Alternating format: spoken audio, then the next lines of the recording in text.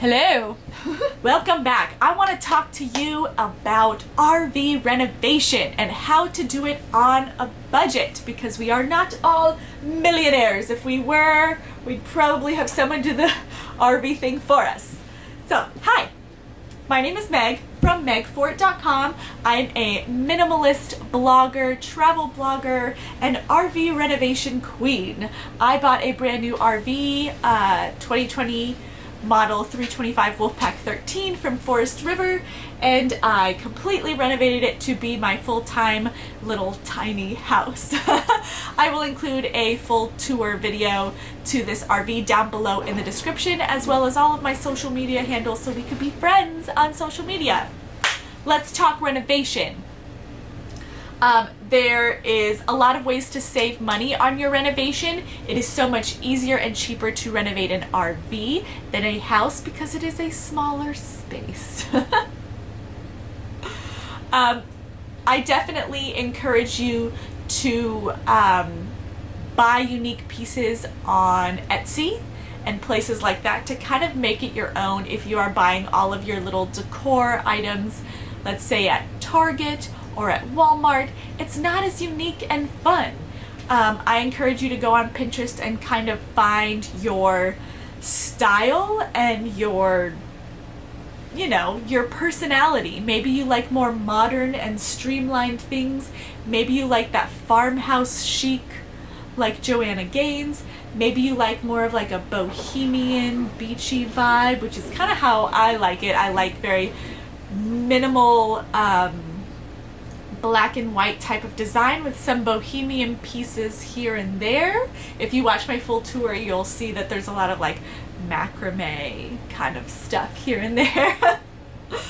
So definitely get to know your style first, buy unique pieces on Etsy, and definitely use Amazon for a lot of the things that you buy. If you're buying, let's say, like a couch or maybe your bedding, definitely use Amazon, because let's say something gets ruined or gets ripped or needs to be replaced, it's really easy to just go back and order it again.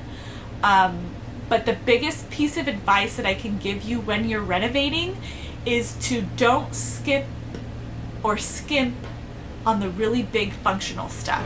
For example, paint. Buy the expensive paint. I'm going to put a link below to Beyond Paint, which is very pricey, but it is the best paint out there. It hardly chips, you don't have to sand as much, and it lasts forever.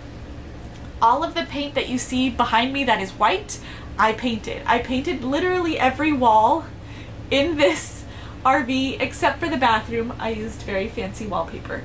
But because we did not use the cheap paint, it has lasted. I mean, through extreme weather, through toddlers, through bumping into things, it has lasted. So don't skimp on the really important things like that, like paint or flooring. Definitely spend a little bit more where it counts. Also, the countertops. We replaced the countertops with this very expensive, hardy, awesome butcher block that we do have to, like, we treat it well.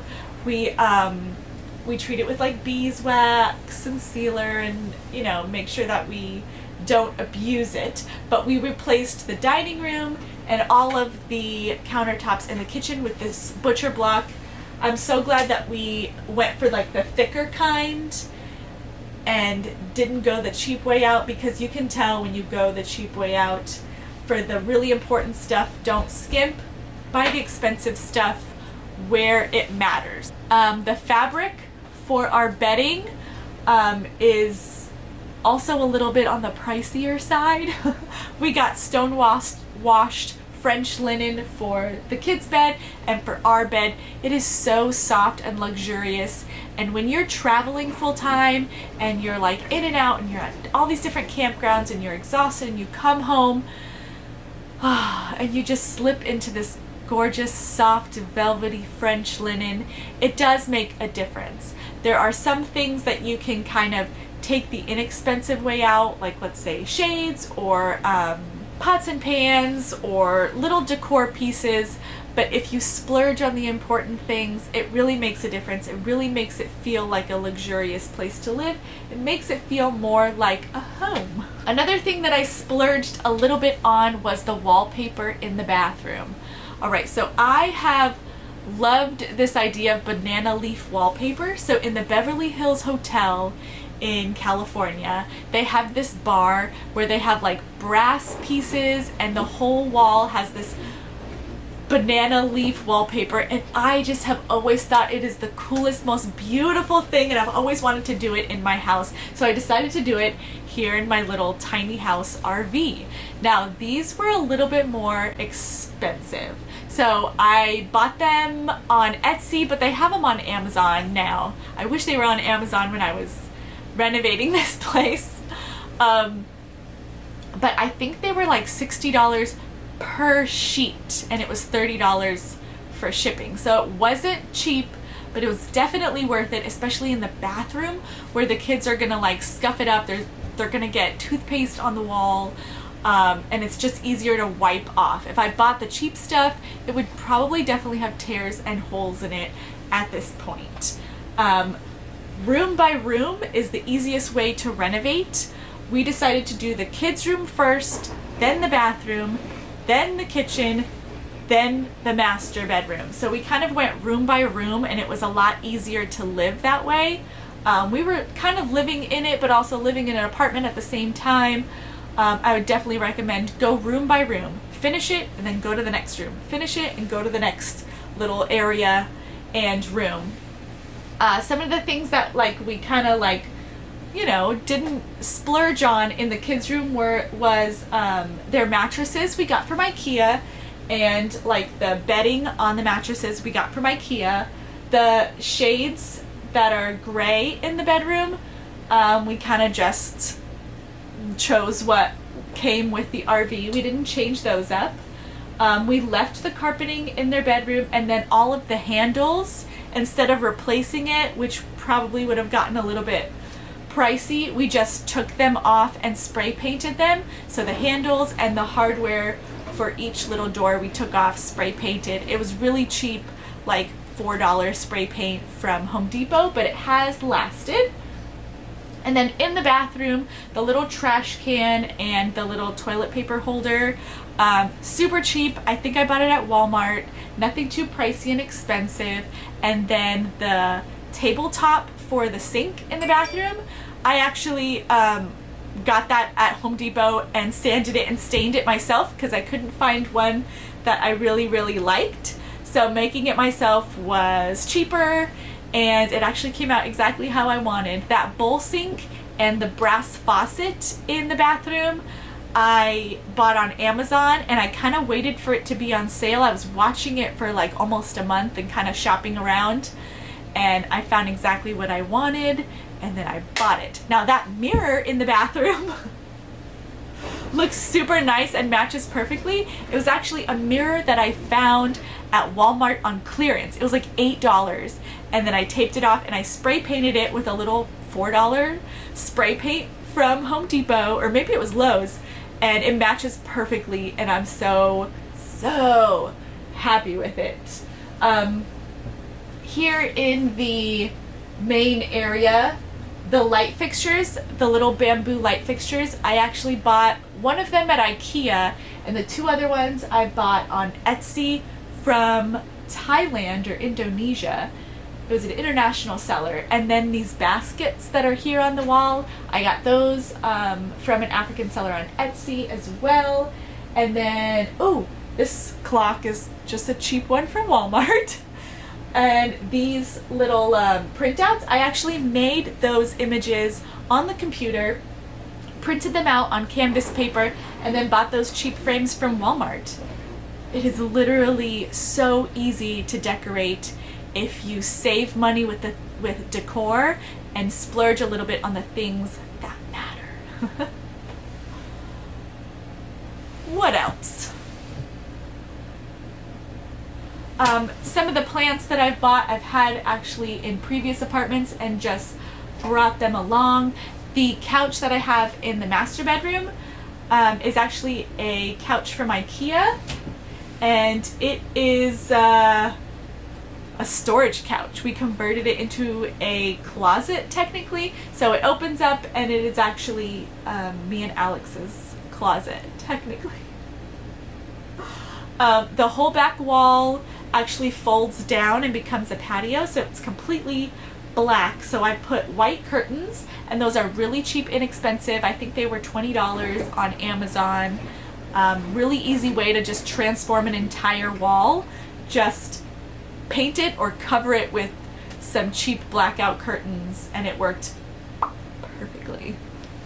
Professional builder, unless you want to build it yourself, it'll take a really long time, and there's a lot of logistics about plumbing and electricity that you really should just trust a professional with.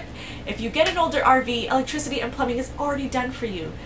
The shell is already done for you, and you can kind of just customize. The way we did it is we bought a brand new RV, and then we gutted the inside and we made it a tiny house. If you're curious about the inside of my tiny house, I'm in the kitchen right now, but I will put a link below in the description for a full tour of our little tiny house RV. It's hard to know what to call it because it is an RV, but we made the inside a tiny house and we live full time in it. So, I mean, technically it's an RV. I'll call it an RV.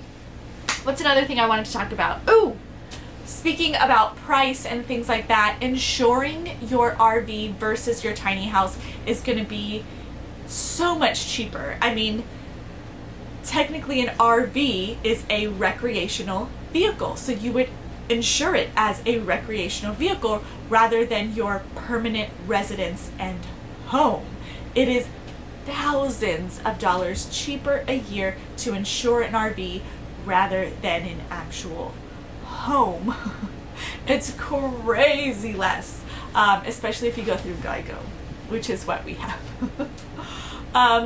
So that's kind of what my personal opinion about RV versus tiny house living. We were originally going to go the tiny house route, and then through much research and experience, we chose to do the RV life instead. So I encourage you to do it this way unless you are dead set and you want to build a tiny house and you know where to park it and you know where to put it, and maybe you're not even going to move it. Go the tiny house route. But let me really quick go over tiny houses can look cuter, and you can customize them more, and you can use non-toxic building materials and go 100% solar and off the grid and all of that. But RVs are usually more winterized and insulated. They're more portable. They're cheaper to fix up and build and cheaper to insure. And actually this one, because it's a 2020 model, it came hooked up with solar panel spots. So if we were to buy solar panels, it's really easily hooked up to the electricity on the roof. So yeah, that's a really quick overview. That is RV versus tiny house. I hope this gave you some clarity and direction if you are kind of at a crossroads of which way to go. Am I going to do the RV thing? Am I going to do the tiny house thing? It's also easier to sell an RV versus a tiny house, just because of the benefits of it being portable and kind of customizable and easier to tow and easier to park in campgrounds, because it's usually just sewer, 50 amp, you're done. Alright, so thank you for watching. Please like this video if you made it this far. Please subscribe to my channel for more RV and minimalism. Thank you so much for watching, and I will see you next time.